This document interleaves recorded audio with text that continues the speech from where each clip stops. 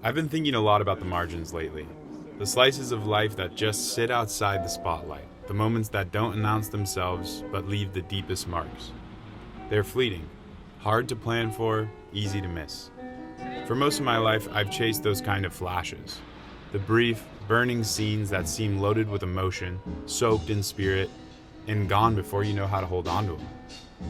When I booked a trip to Japan this past winter, the plan was simple: chase powder. Zach and Ben, two of my close friends, had a line on Nozawa Onsen, a small mountain town a few hours outside of Tokyo.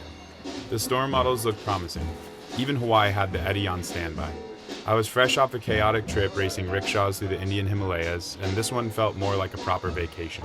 Onsens, ramen, whiskey, snow.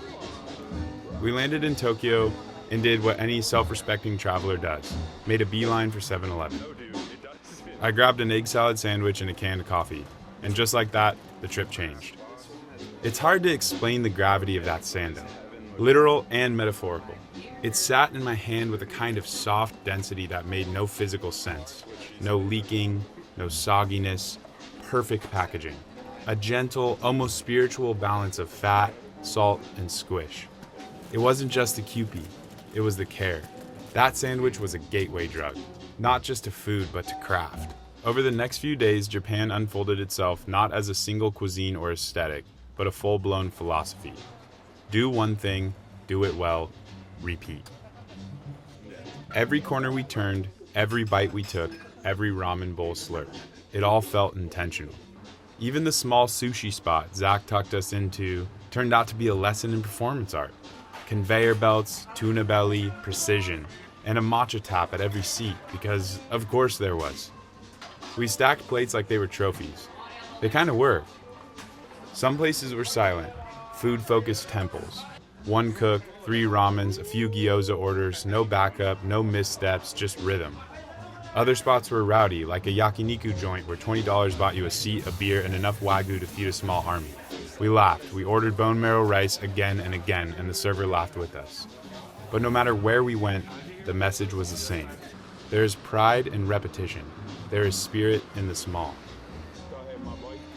I've always been a jack of all trades. I know just enough to start a conversation, just enough to get the job done. I learn fast, I care a lot, but I'm not the best at anything.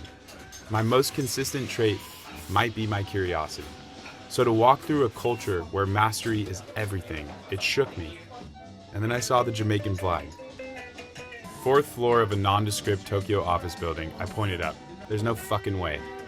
Coco Isle Records, a reggae vinyl shop run by Kazuki-san, selector, collector, audiophile, master. I asked about Roots Records. He smiled, nodded, walked straight to the right crate, dropped the needle, let it play, every single time. We barely spoke, just nodded, bobbed our heads. I racked up a tab. Zach and Ben, both musicians, watched me lose my mind. Kazuki's speaker system was modeled after Jamaican dancehall setups. His collection spanned decades, and when he pulled out photos of himself with reggae legends, the joy in his face said everything. This was his life's work. One passion, one lane, master. When we finally got to Nozawa Onsen, the tone changed, slower and quieter. We wandered into onsens tucked beneath apartment buildings and ate at spots our Airbnb host, a Singaporean transplant with very loud opinions, vouched for. All week we waited for the storm. Each day the forecast got smaller, the timeline later. But hope, still high. We prepared our gear, laid out Avi packs, crushed breakfast, lined up early at the gondola, and then not snow, ice. A full glistening skating rink of disappointment. The powder we chased was gone, but something else was emerging. I think this trip, this non-snowboarding trip, was supposed to happen. Instead of adrenaline, we got awe.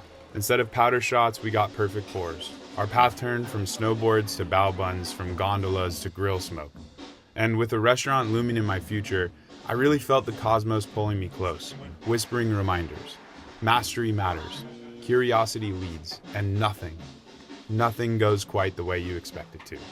So no, this travel video won't have powder turns or tree lines dusted in white, but it will have head bobs in a reggae shop, an egg salad sandwich I'll never forget, a bone marrow rice order that made our server laugh out loud, and friends, good ones, sharing the trip anyway.